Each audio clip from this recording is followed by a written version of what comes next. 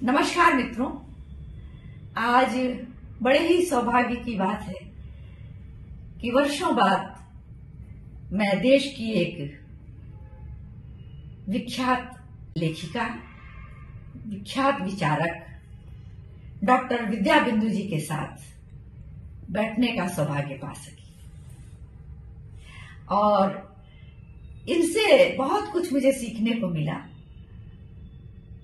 एक विस्तृत नारी जीवन और नारी आयामों को जीते हुए इन्होंने अपने लेखकीय जीवन को इतने महत्वपूर्ण ढंग से सजाया संवारा जो हम सभी के लिए एक अनुकरणीय अध्याय हो सकता है।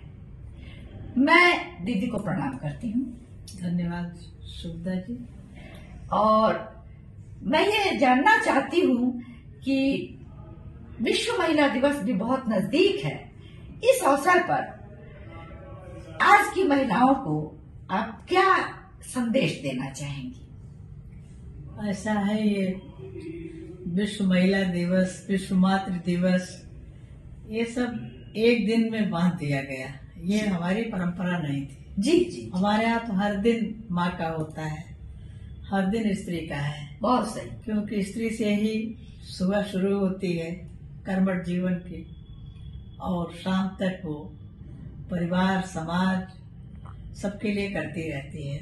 जी, लेकिन चलिए इसी बहाने एक स्त्री के बारे में लोग चर्चा करते हैं, उसके अधिकारों के बारे में, उसकी आवश्यकताओं के बारे में। और जहाँ तक परिवर्तन बहुत तेजी से आया है जी, लेकिन उस परिवर्तन में भी आजादी मिली है उसे, उसके कर्तव्य भी बढ़े, अधिकार भी बढ़े जी। लेकिन इसके साथ साथ उसने बहुत कुछ खोया भी, अपना सुख चैन भी खोया है जी।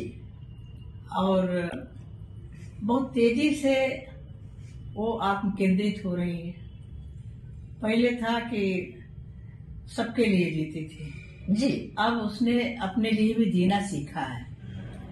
ये अच्छा लक्षण है, लेकिन कहीं केवल अपने लिए जीने की जो हवस है उससे परिवार टूट रहे हैं। बिल्कुल।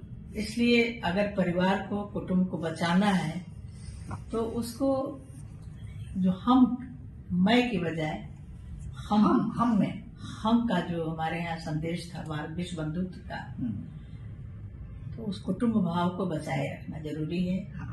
और नारी की जो कीर्ति है, उसका जो सम्मान है, उसको देखते हुए उस गरिमा को ही बचाए रखना है। केवल अधिकारों की बात नहीं करनी है जी, केवल उसके साथ साथ अपने कर्तव्य की भी बात करनी है उससे। और ये जो बहुत तेजी से, जैसा कि अभी आप बात कर रहे थे हम लोग की, फैशन के रूप में विज्ञापन की केंद्र बन गई है, नारी देह बनती जा रही है, जो ये बहुत बड़ी समस्या है। ये बहुत बड़ी समस्या, क्योंकि वो देह नहीं है, उसके केवल देह को सजाने संवारने का नहीं, उसको प्रसाद जी ने तो कहा कि नारी तुम केवल श्रद्धा हो जी, लेकिन वो श्रद्धा से कैसे वो देह में परिवर्तित हो गई, ये बहुत बड़ी विडंबना है समाज की। तो इसको और अपनी नई पीढ़ी को, वर्तमान पीढ़ी को अपनी परंपरा से जुड़े रहने का संदेश दे आज की नारी।